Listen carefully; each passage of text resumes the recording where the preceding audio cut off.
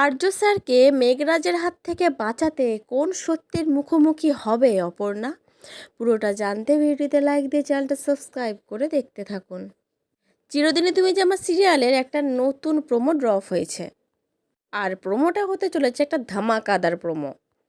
প্রোমোতে আমরা দেখতে পাই যে আর্য স্যারকে মেঘরাজ বন্দি করে রেখেছে, মানে দুটো হাত দুদিকে বেঁধে রেখেছে, আর একটা রিমোট হাতে নিয়ে দাঁড়িয়ে আছে মেঘরাজ।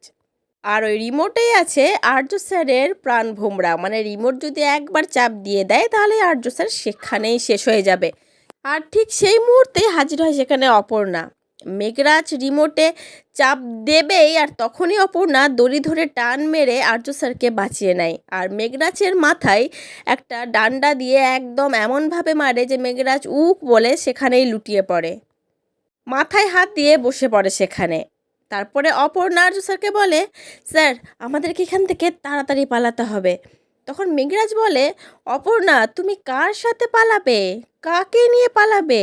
এই আর্যকে নিয়ে? ওকে জানো? ও আসলে রাজনন্দিনীর খুনি। তুমি একটা খুনিকে নিয়ে পালাবে অপর্ণা? আর সাথে সাথেই অপর্ণা পুরো চমকে ওঠে আর বলতে থাকেন, না না, এটা হতে পারে না।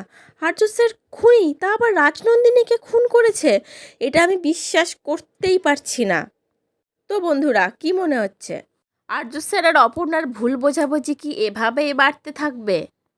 আর রাজনন্দিনীকে নিয়ে বারবার যে কথাটা উঠে আসছে যে আর্য স্যার নাকি রাজনন্দিনীকে খুন করেছে, এটা যদি সত্যি হয় তাহলে কি হবে ভবিষ্যতে?